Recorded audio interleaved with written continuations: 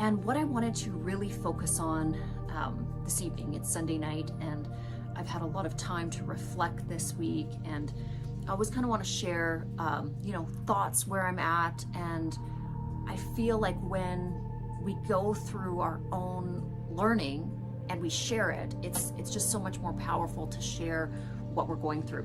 So one of the revelations I kind of came to this week was the power of forgiveness. Of course, I mean, this is kind of a little bit cliche. Of course, we should forgive, and that makes sense, and we've been taught that from a very young age. What I'm talking about in this episode, or what I really want to cover, is the power of forgiving yourself, and then I'm going to look at forgiving others as well. So when I mean forgiving the self, we tend to feel, or we tend to internally be really, really difficult on ourselves. I know I'm extremely difficult on myself. I'm very perfectionistic. Growing up in, a separated family, so having parents that were divorced young, moving a lot, going through the transition of lots of different schools, trying to figure out where I fit in, I always struggled with having that feeling of a solid foundation of who I was and where I was meant to be, and having that specifically love for self. I mean, that's something I've always struggled with, even though there's times where I'm proud of myself, I'm proud of my accomplishments, but I think the sweet spot, or rather I know the sweet spot of really feeling that freedom within yourself to create your best life, really starts with loving the self and forgiving yourself. So what I've noticed, especially in terms of patterns, so if you have a history or a certain patterning that you see showing up in your life, usually it's because, of course, you haven't really learned the lesson the universe is trying to teach you. Second of all, you haven't come to love either that part of yourself, the shadow self, that darkness within yourself. You haven't accepted that part of yourself, and you're trying to push it away and say, you know what, this isn't good enough. I'm not accepting of this part of you, whatever it may be. And oftentimes what we perceive as a dark part of ourselves is really just something that society has projected onto us as darkness. You're not allowed, maybe you're a man and you're not allowed to like other men in a certain way, or whatever it is. So much of what we translate as, not good enough, or an incorrect behavior, is often just rules that society has given to us that we now kind of categorize as, negative behavior. We put a negative connotation to it. And I mean, I could go on and on and on about this, so I'm not going to get into every single little thing that potentially is right or wrong, because again, in terms of what I believe and the way that I see others, is that everything is beautiful. Everything is a kaleidoscope. There's a beautiful, I guess, spectrum of contrast, and all of it helps our learning. The darkness helps us understand the light. And there's going to be parts of that again, even myself, I don't fully understand, because there's some very darkness that I still cannot reconcile within myself, how it's able to exist and how it completely helps the light and the love, but it still exists. So without getting into that dialogue specifically, what I really want to talk about is the concept of forgiving yourself when you've done something that is perhaps less than where you'd like to be. And oftentimes what happens when we make a bad mistake, maybe we go out drinking, we have too much to drink, we party too much, and we do things that we're not proud of, okay? Just an example. The behavior was not becoming of you specifically, it wasn't your finest moment, whatever it is. But what we tend to do with any type of behavior like that is that we internalize it, and even if we don't verbalize it, we have a lot of self-loathing and guilt about whatever it is that we've just done, or if it's a specific pattern. And again, I'm going to kind of take this back to addictions, because I have been through, with my family members, with spouses, with a lot of individuals in my life, I've been through the cycle of addiction. And one thing that I've noticed, you know, and I do want to say that myself, I haven't really personally struggled with addiction. I've just had people that are very close to me struggle with massive addictions. And that's been, you know, a theme that I've had to go through my entire life. And so, you know, there's been a great deal of learning around it for me. And so what I've noticed is that, especially with a repeated pattern like addiction, there's a lot of lack of self-love in that behavioral choice. And it not loving the self kind of allows the addict to keep doing the negative behavior. They utilize the I'm not good enough, I'm not worthy, nobody wants me, fuck it anyways, you know, all of these negative self-talk behaviors to just allow them to keep jumping into this escape rather than valuing themselves and fighting for a better life. And so, you know, the minute that you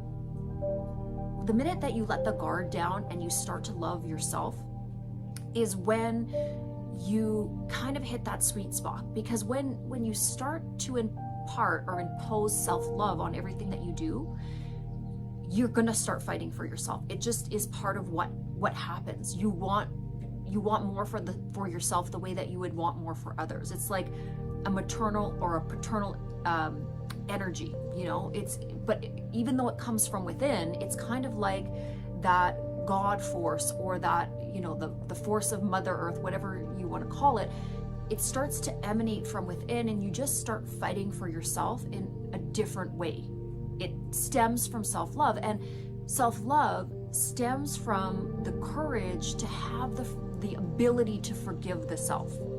So there's another aspect of this that is really, really important, and that is also living in the now. So not projecting your thoughts into the past, because when we live in the past, we're going over things that we've done, we're berating ourselves, we're getting frustrated, you know, or, you know, we're basically marinating in past successes that are keeping us from focusing on what we need to do right now. So you can either be in a really negative headspace about the past, or you can be in a really positive headspace about the past.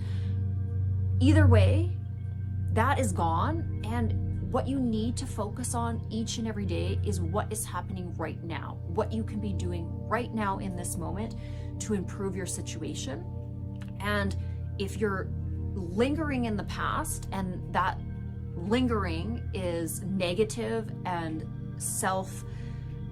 detrimental, if you're beating yourself up and you're going over past mistakes, that is totally useless. You need to forgive whatever it is, whatever craziness happened in your past. It's gone, it's dead, it's useless to you unless you're using it to form a new futuristic plan. But still, impart a massive amount of forgiveness towards yourself, because that's the most beautiful gift you can give yourself. And in the same way, when we think about building our future, again, visualization, a really amazing, beautiful tool, but don't spend too much time in visualization mode and too little time in living in the now and in the action mode and just enjoying where you are and what you're doing, okay? Now, letting go of guilt, okay? Guilt is something that will crush your dreams, crush your soul. It is really a useless, I don't want to say completely useless, because it does have its purpose, but use it wisely. Guilt is a mechanism of contrast where we can see what we didn't like to do in terms of our patterning, and we can instantly visualize a better version of how we could have done it. But then let it go.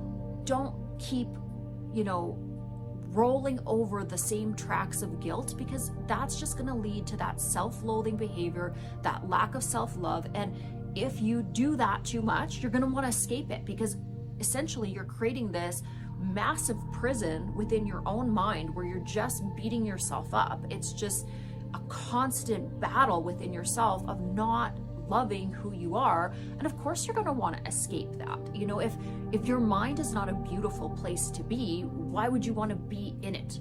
So that's again when I was talking a little bit about addiction, you need to create a headspace, a mental space, you know, where you are, because everything is mind. It needs to be beautiful. When you're in yourself, when you're mano a mano with you, it's got to be the safest place you can ever imagine. And that's really the quest, is to make your internal world a safe, beautiful haven that no matter what is happening outside you, you can retreat into that headspace, and you know what resides there is absolute unconditional love for yourself. And when you finally cross over into this sort of nirvana, blissful way of existence, you start to love everything else around you, because there's so much love just emanating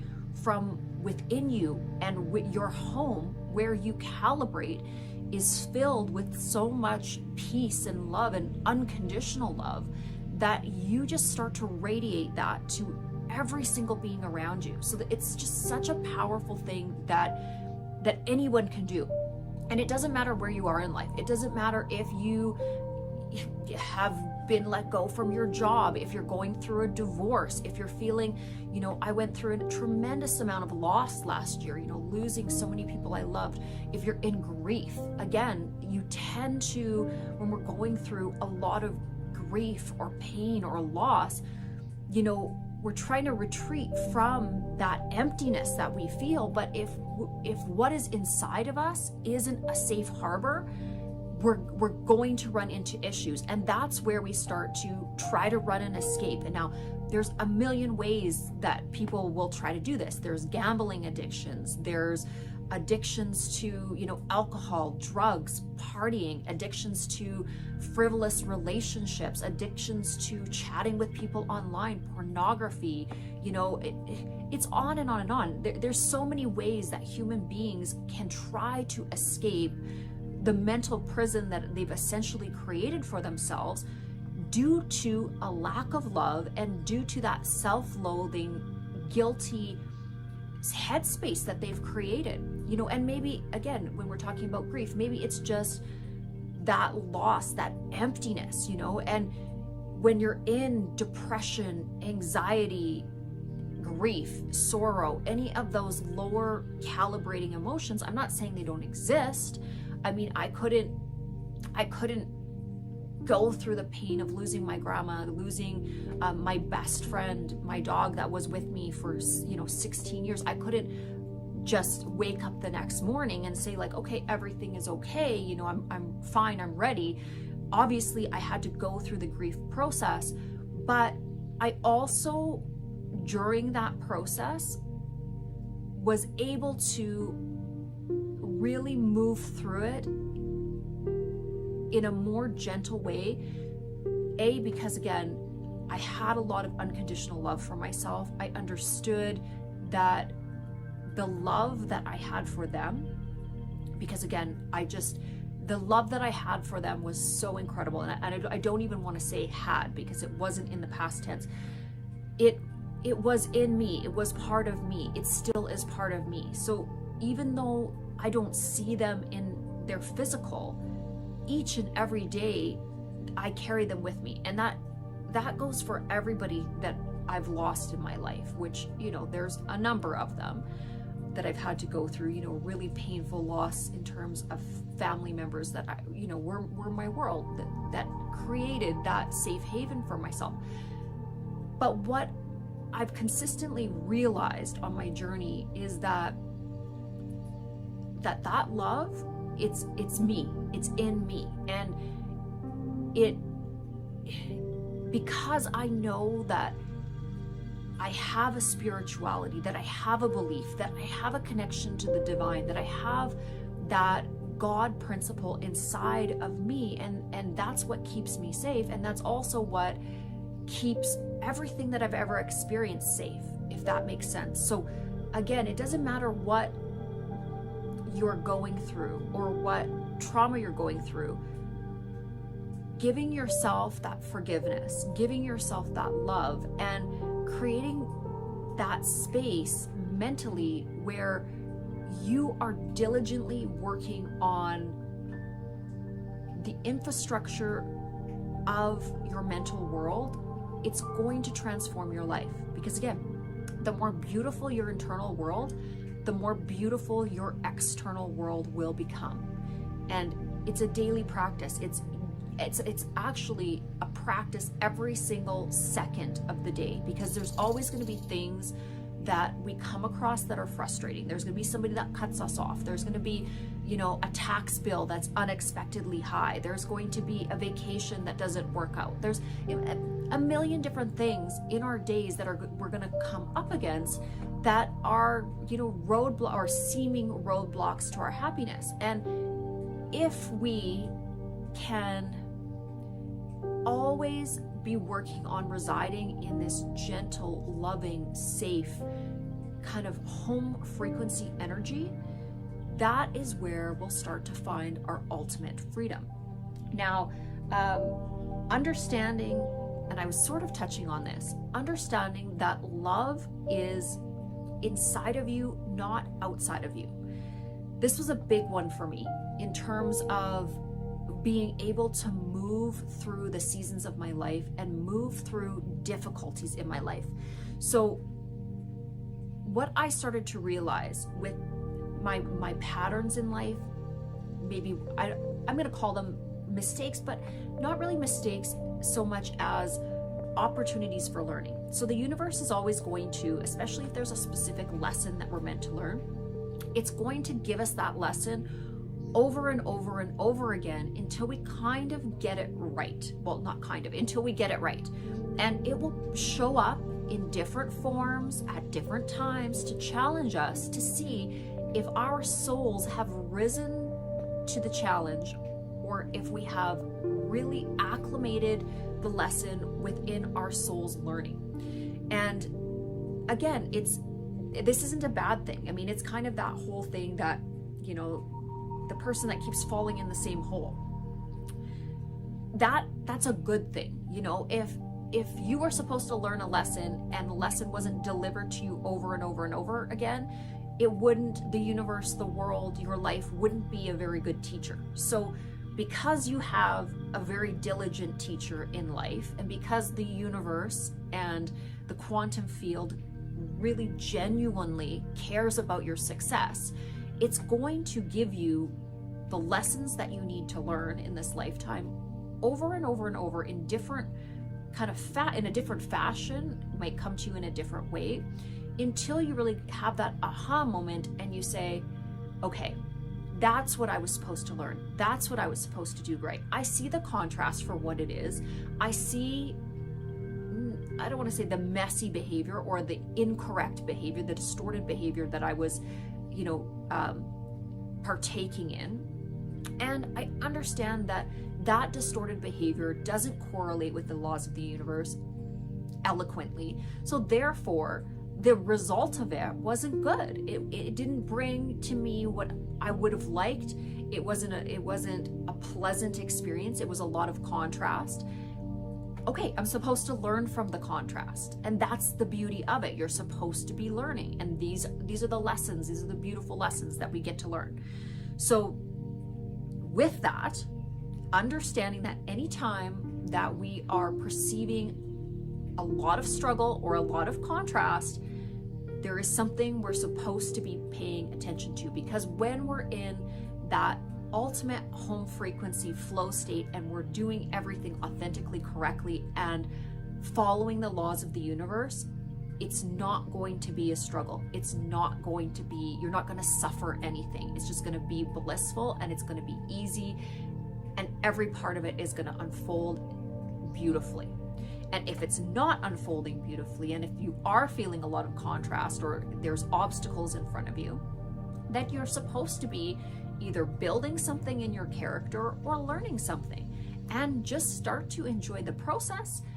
If you don't get the lesson right, forgive yourself, apply a lot of unconditional love, and then do the same thing in terms of how you treat others. Give them the same grace that you should be giving yourself. And if you're somebody that, and I was this way, if you tend to be giving your grace to everybody else and giving unconditional love to everybody else, but when it comes to you, you are super hard on yourself and you beat yourself up, stop doing it. Because again, you're only going to be impeding your own success. You're taking way longer to get to where you want to be by treating yourself poorly, by treating yourself this way. And at the end of the day, the purpose for all of us is to be ridiculously happy every day, to live our ultimate life, to just experience life in health, in abundance, with crazy amounts of happiness and joy, and people around us that support us, great friendships, great family, great loving relationships. That is the point of life. But we also have to, again, follow the basic rules the universe gives us and do it in an undistorted way. So hopefully this was a little bit helpful to anybody out there that's, having a bad day or could use a little bit of encouragement. Know you're on the right path. Don't beat yourself up. Know you're an amazing human being, and just get up tomorrow and kick ass, or kick ass with the rest of your day today. And it doesn't have to be monumental. It can just be easy joy. We always look at doing these big clean out your closet, or reorganize your life, or start a business. It doesn't have to be that overwhelming. You can just make the world a better place by being a joyful person, being in gratitude, being in unconditional love. And when you get into these states, what you're going to find in terms of manifesting and bringing things to you, it just starts to kind of happen. The flow comes to you.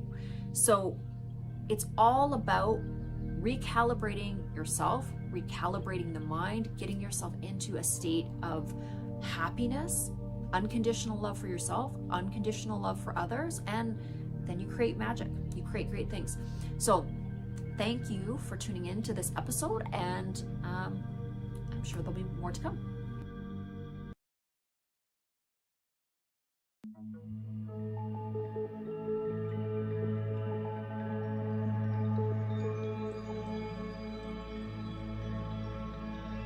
Hello, I'm Barb with Inspire Me 360, and this is another addition to the episode where we were talking about valuing the self and setting expectations. Now, this particular video might really resonate with, more of the feminine polarity, okay?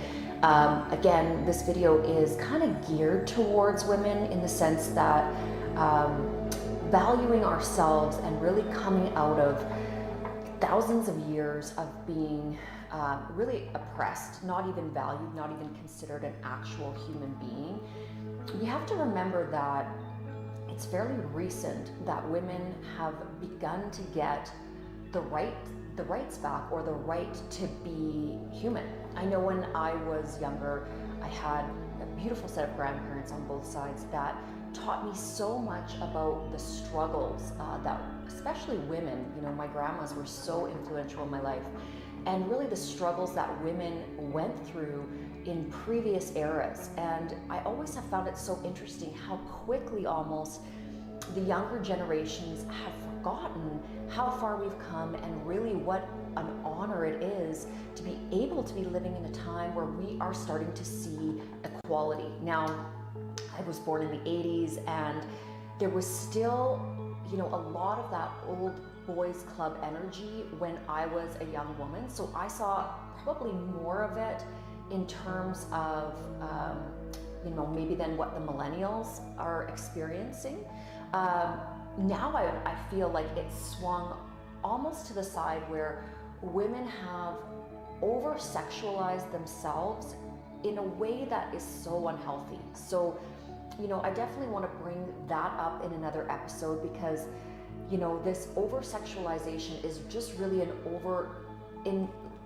really overinflated use of the power of feminine energy, and it's not really being put to good use, because there's not a lot of wisdom or intellect behind using this certain power of sensuality that all women possess. So again, that's for another episode that I would love to dive into, but for this particular episode, I really want to talk about valuing the self and setting expectations in terms of how others are going to treat you.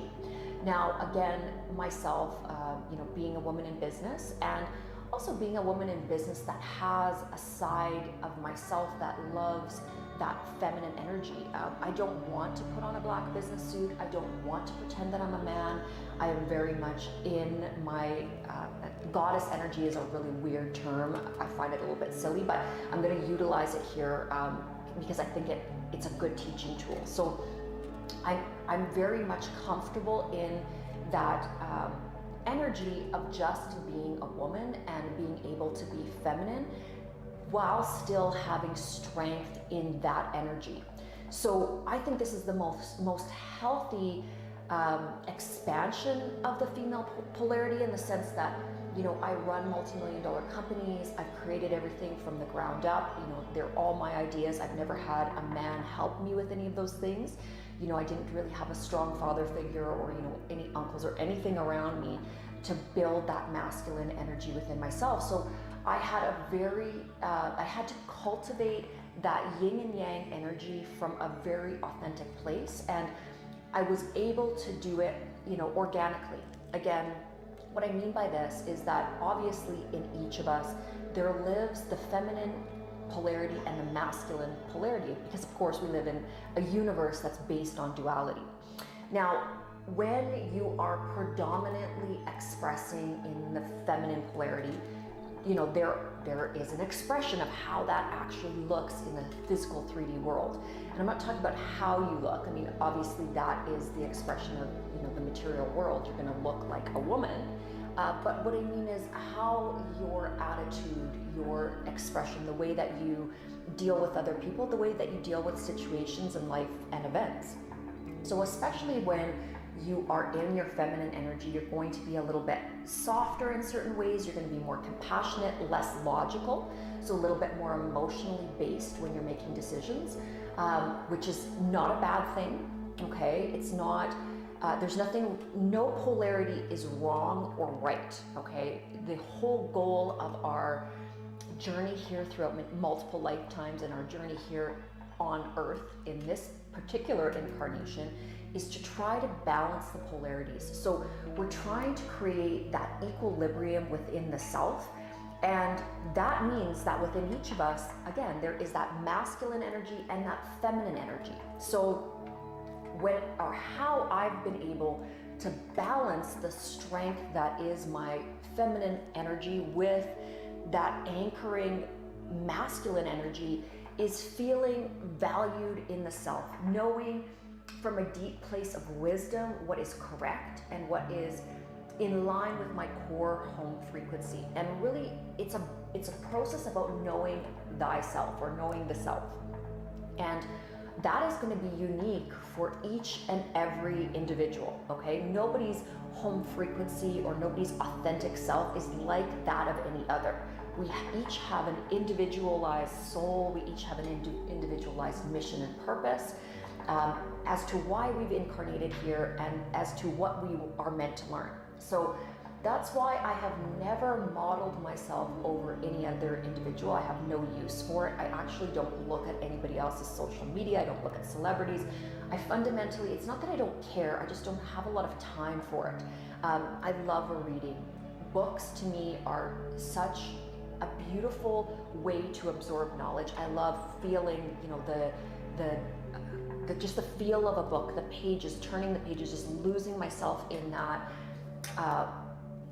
knowledge. And I love to write as well. So it's kind of that duality again. I love to read, absorb that information, articulate it as best I can, and then write in my own authentic style. That's how I kind of complete that learning, in a 360 degree fashion. Is I will read, I will kind of absorb, think, I might read several times, and then I go and create a lesson from what I have actually read so that I can integrate it at a very deep soul level. Again, that's just my personal way of how I'm able to articulate information and how I'm able to really ground it in a principle of understanding wisdom. Now, setting expectations for yourself. This is very important. Now, not only with the external world, so what you expect of the others that are around you, but setting proper expectations for your own self. Okay, what do I mean by this? How do you want to structure your day?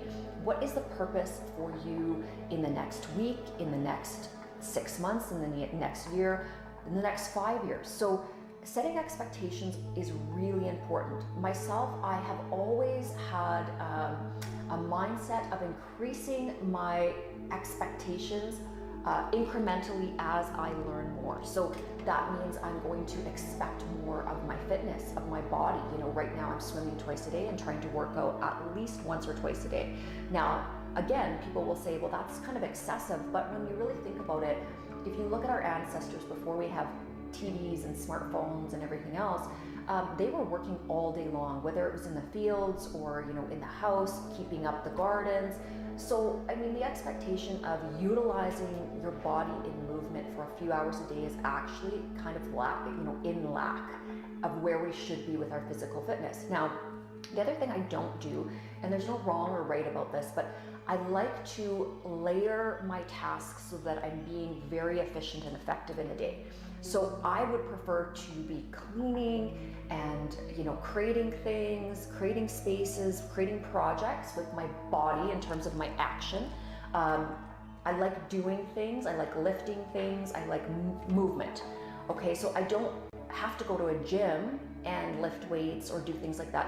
I certainly have a gym at home, so I do take time for that, but I'm not working out in it hours and hours. It's more so a very specific regimen that I stick to, which would be, getting out and about. I have an outdoor pool, so I like to get out in nature. I really like to meditate when I'm in the pool.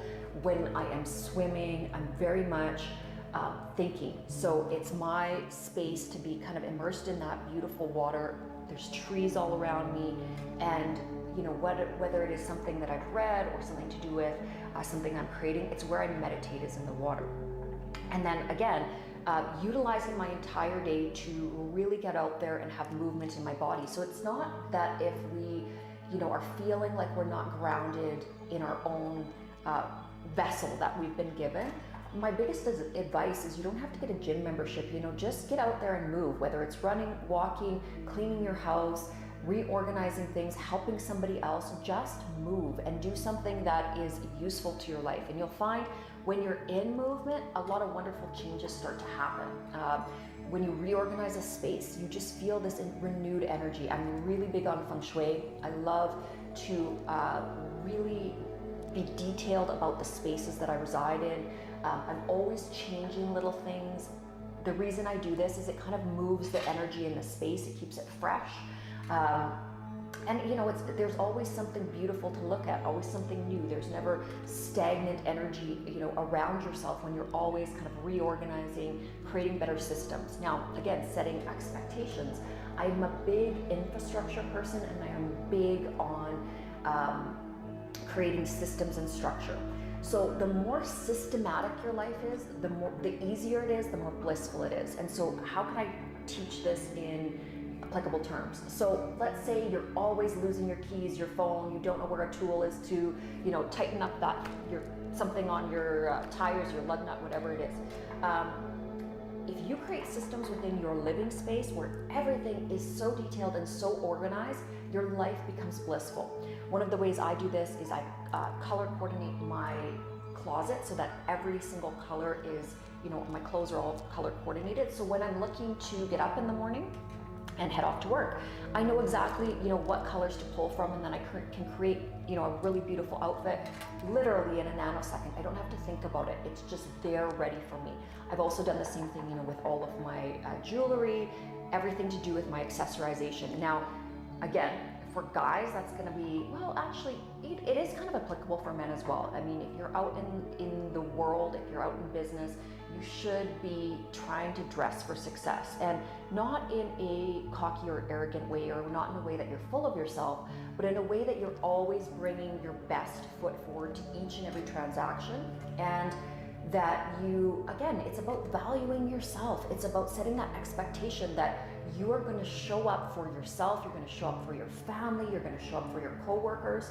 I think when you show up equally with 100% of who you are in every avenue in life, there becomes a certain respect that others give you, and there's also a certain character that you embody, and it's just this deep self-pride that you will have, because you know, again, that you're a well-organized person that cares about every little detail. So in terms of setting expectations there, setting expectations of how you want to treat others, I'm really big on this. I have a manifesto for myself in terms of how I'm going to treat all other human beings and all other creatures on the planet. And this, for me, it's a passion on every level. So it's not going to be just the individuals that I interact with in a small way. If it's somebody at the grocery store, how can I make them smile? How can I make them feel beautiful today? Maybe I'm going to tell them that they have a lovely smile, or maybe I'm going to let them know that they're doing a great job at the cash register. Maybe I'll tell them a story about how I started out, bagging groceries, or, making pizzas at Little Caesars Pizza, however my life story unfolded. But really teaching those around you to see the value in the work they're doing and pride in where they are, because it doesn't matter where you start in life. If you have that attitude of thankfulness for the task in front of you, or your purpose in that moment, you just feel alive and you feel just a sense of joy. So setting expectations about how we're going to treat those around us, setting expectations about how we're going to treat ourselves. Same thing, I do not beat up on myself. I really like who and what I am. It's because I'm diligent with the way that I set expectation for myself and my boundaries. Setting expectations around what you want to see from yourself in terms of output, what you're creating. So again, I have very deliberate things that I want to do in my life. I know what they are. I know what it takes to execute on those dreams and goals, and I love the process of the journey. So, setting those type of expectations. Now, what happens if you run into things like situations that are traumatic? Maybe you're dealing with people that have an alcohol addiction in your life, people that maybe are doing drugs, maybe people that are not handling their finances properly. I mean, there's a myriad of things. Maybe people that are really ill. I've gone through some really terrible sicknesses with people I love. How are we setting expectations around dealing with those situations for ourselves? So first and foremost, I think it's always important to be ultra compassionate, but not go to the side of compassion where you are now being a martyr and that person's experience is pulling you down. If somebody is residing in really crazy, chaotic energy and they are not honoring their life path, or they're doing destructive things like drugs, alcohol, partying, gambling, whether it be even getting into the spiral of, I don't know, what's the best way to put it? I'm just going to say it as it is, because I've had lots of friends that go through this. Unfortunately, they get into, looking at too much pornography. They get into drugs. They get into this path of, going to the strip clubs, going to massage things, right? Okay. This tends to be the masculine polarity. Not to say though that I haven't had girlfriends that also get into this spectrum, because of course, if that is happening in the masculine polarity, there's always going to be feminine polarity that's going to match them and meet them there in that dark energy. So again, really setting expectations around if people are in your life doing any of these chaotic things, how do you handle it, and how do you move away from it without getting your heart ripped out and without having it kind of put you into a vortex of that descent, I guess is the best way to put it. For me, it's just a lot of self-love and knowing that I am not of that energy. So knowing that, I can kind of walk away. In my younger years, it was a lot more difficult to walk away. A little bit about my story. My first relationship was very difficult because it entailed heavy drug use from my partner. Okay, I never, at that point in my life, I didn't even drink alcohol. I hadn't even experimented with that much. So I was very, very sheltered in the sense of I didn't participate in anything going into my body that wasn't like a Slurpee or chocolate milk, essentially. And then I had to watch this very crazy energy unravel around me, which was, and again, I'm just going to be really authentic here, cocaine, crack cocaine, methamphetamines, so meth. And I had to live in that situation because I was in a partnership. I was in, partnership in terms of businesses we owned, partnership in terms of living situation. Obviously, we owned a house together. And then seeing this really difficult energy or choices being made by somebody that you love very much and you can do nothing about it. It was extremely hard. So, if you've ever watched an episode of Intervention, that was like my life for many years and very difficult to watch somebody go through that and not know how to help them. Because again, I was so focused on my studies, on creating businesses, on at that time, I was competing in the fitness competitions, and I loved that part of my life. I really loved being on stage. I loved training. I loved the costume aspect of it, just getting dressed up for these different competitions, and I found that a really fun part of my life. I competed in the Canadian Miss Universe pageant, like just so many things that I was just passionate about. Of course, I was going to university at the time. I owned, a few companies, at a really young age, and just was doing, a ton of volunteering as well. So at the same time, when you compete at certain levels, like things like Miss Universe, you want to integrate volunteer hours as well and where you're volunteering. So I had always done volunteering because it was really something that my grandparents, instilled in me is helping others, and I loved that aspect of it. And then when I was going through this, really weird vortex, I was actually, it was such a dichotomy because I was volunteering at an old folks home with these beautiful people. I was actually in the art department and helping them, with crafting, scrapbooking, and then I would go into their rooms and like read for them or do beauty services, just help them. And I just loved the experience so much. I had so much fun just being in this beautiful environment where these older people had so much incredible wisdom, like the stories they would tell about their journeys and going through, different wars and going through these times that were just so, it was such a transition in history. Like, we can't even imagine what they lived through, the way they lived, just the stories of being out on the plains and, trading different things with the native indigenous people, and how some of these women were so strong. They would be, left alone because their husbands had to go, into the cities that, they'd have to travel by horse and buggy or horse and cart for multiple days, and you'd have these strong women alone on these homesteads by themselves, churning the butter, taking care of the gardens, like just the stories that I was so blessed to hear from this generation. I remember just sitting there, as I was visiting each of them, and just my heart space was so wide open as a young girl, just being able to listen to all these stories. So I've always carried them inside of me, and really, I would always benchmark myself against so many of these stories as well, because, just also the heavy, whether it would just be like the work they had to do, lifting the firewood, creating the home, just being, they were workhorses. These women were just such diligent, strong women.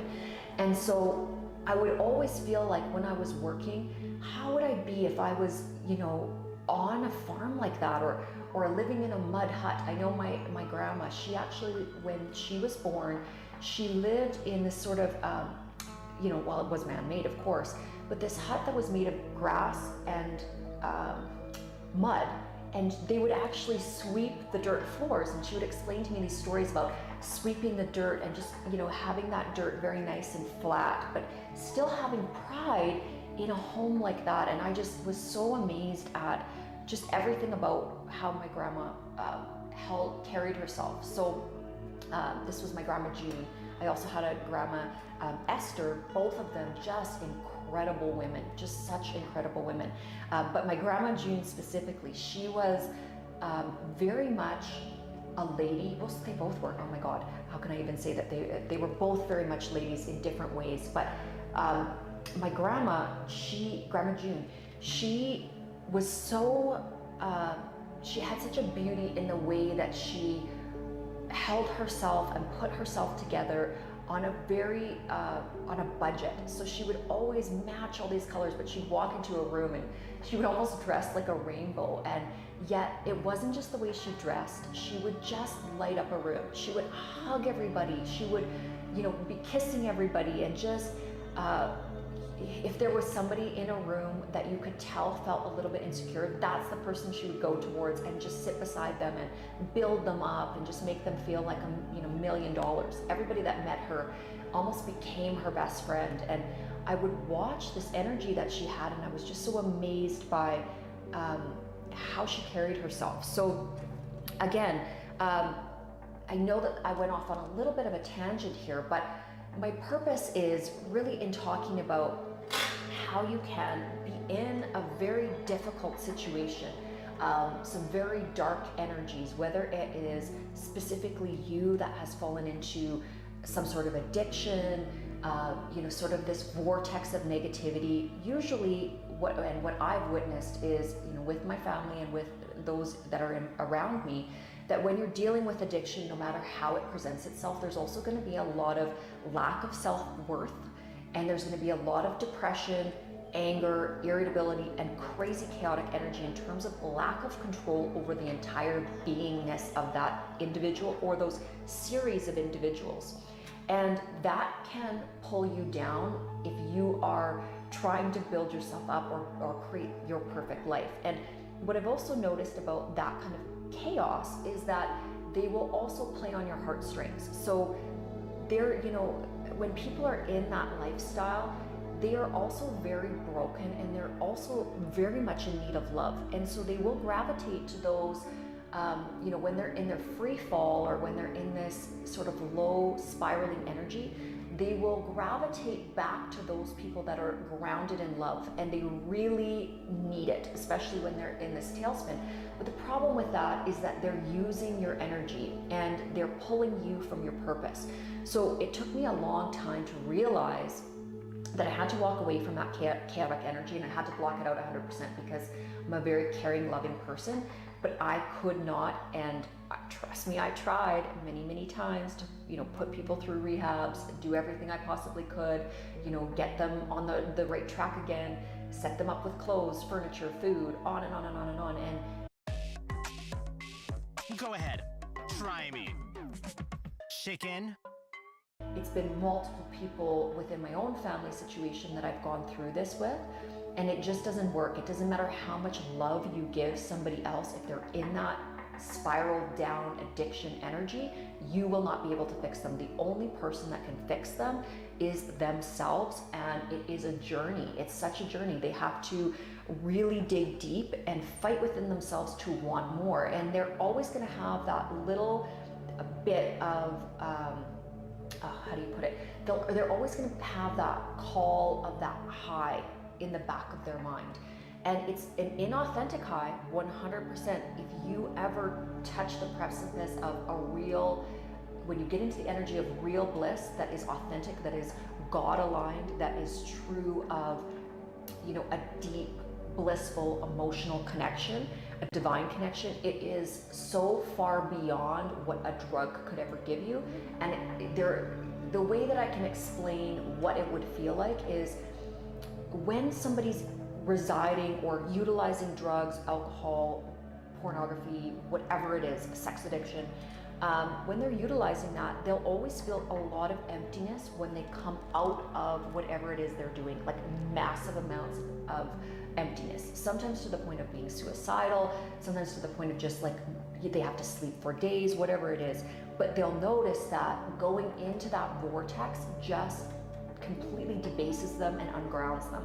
Now, when you get to a certain spiritual high, it's the opposite. So you will feel bliss, being a nirvana, essentially beyond anything that you can conceptualize, when you can walk into that higher realm. But it has a residual output of exponential expanding energy. So when you are done going into this place of utter bliss, when you're doing it correctly through the mind with no other substances, and when you're meeting your divine counterpart in union, whatever that is, with it, whether it's a conversation, whether it is being in their energy, whether it is actually physically contact with them, like something where you're actually of course joining in the physical, it is a different experience, and it will give you energy for days. It's so much energy that you get from it, actually, that it can last years, literally, from one very simple experience. So here's the thing about it. That's how you will know, in terms of setting expectations, that's how you will know if you are walking into a divine relationship or if you are walking into a karmic relationship, or a relationship that is meant to test you. And both are okay. I mean, you're allowed to walk into these tests for a reason. It's for your soul's growth. You have karma that you've built up over many lifetimes that you have to balance. You have to balance that karma, and you have to know the soul lesson deep within what you are, and you have to choose it authentically. And sometimes, most times, you have to choose it over and over and over again until you know it becomes you, until the lesson is you, until you are the word, right? Like that's how it's meant to happen, and that's how all of us have to progress through our lifetimes.